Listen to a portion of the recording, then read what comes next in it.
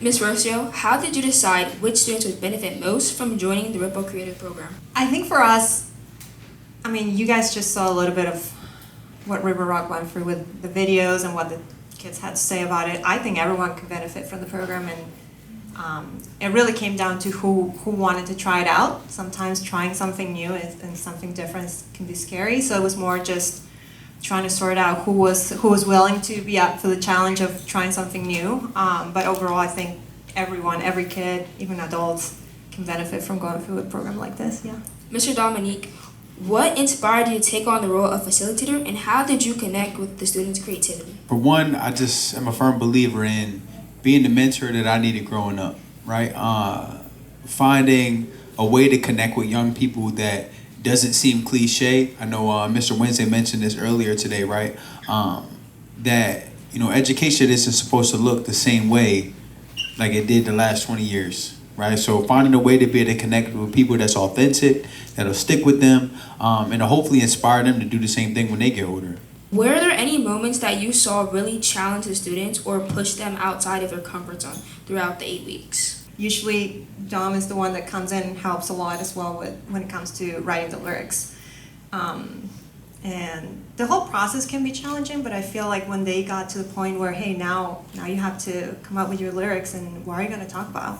It's a big decision. What do you want to say to the world? How you want to be presented to everyone that's going to watch this video or that's going to listen to your song?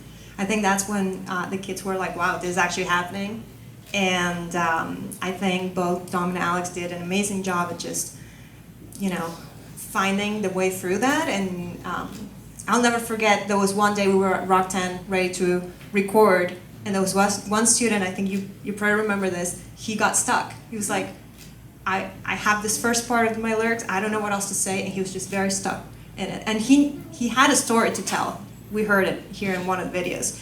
And it wasn't until Dom came in and he was like, hey, what's up? What's going on, with his amazing energy?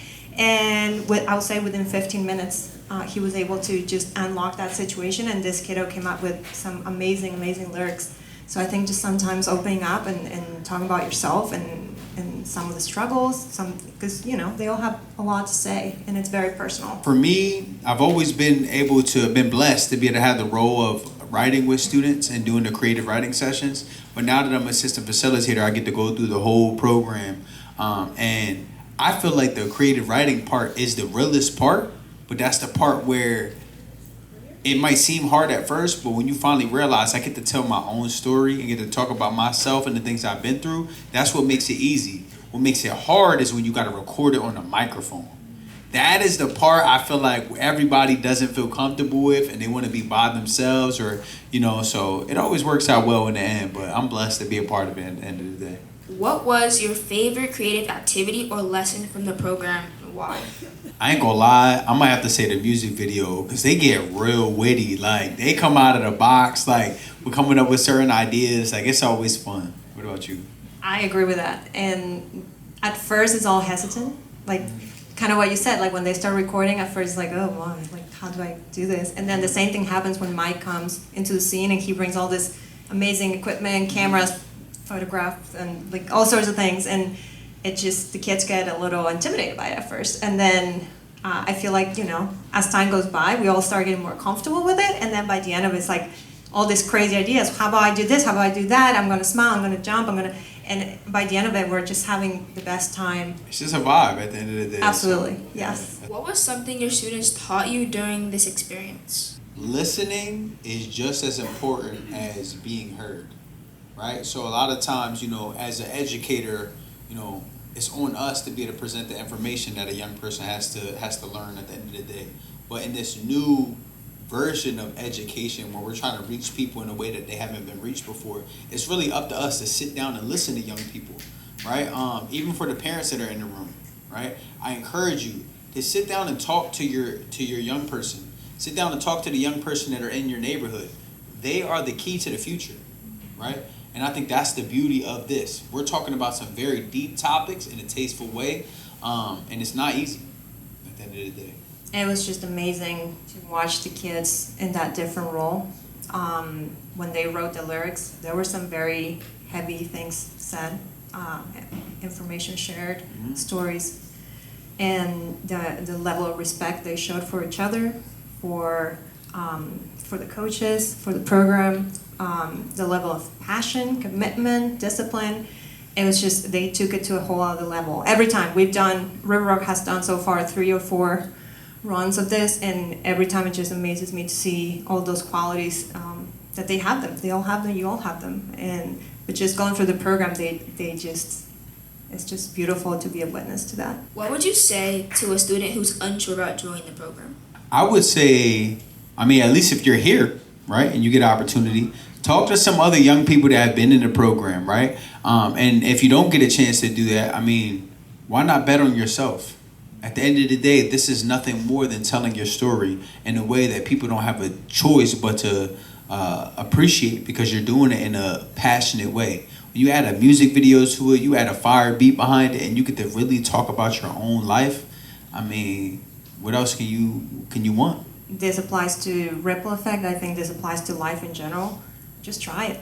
Any opportunity that knocks at your door, just say yes, try it. And that's the only way you're gonna know if it's for you, if you like it, if you enjoy it. You can always say no. We had kids who tried the ripple effect, and they came to a couple of sessions, and then they were like, you know what, this wasn't for me, and that's totally fine. I'm gonna keep it a stack though. Those kids, by the end of it, they be tight at the end. They be like, dang, I wish I would have stayed. We know. But then we have other kids who came in very hesitant, and they're like, I'm not sure this is for me. And after 1 or 2 sessions, they were just rock stars. They loved every second of it. So again, I think this just applies to life in general. Just any opportunity that presents, jump at it, try it out. That's the only way you're gonna know if that's for you or not. How would you describe the Ripple Creators program in one word, and why? Prolific. It's about planting seeds to help the world breathe, right? It's prolific. That's what it's all about. Provide opportunities for young people to lead us to the future. I was gonna use the word hope. And I think that's been...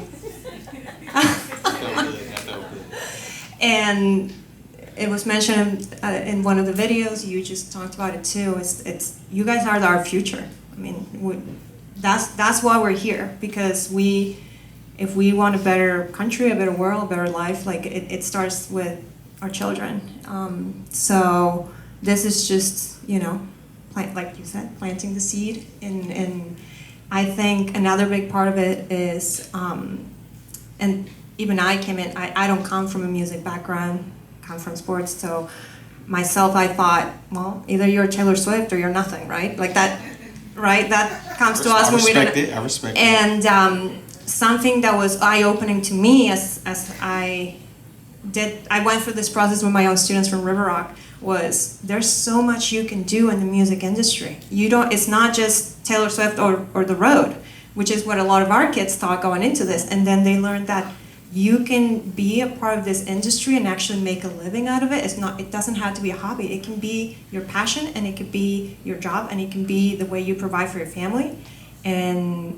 And I think that was eye-opening for our students too, who are now very excited to try those opportunities and get involved in different capacities. Not everyone was born to sing or to dance or to perform, but maybe you came to write lyrics. Maybe you came to be a manager or to put a performance together, or there's so many other things that go around it that make make a big show out of music. So yeah.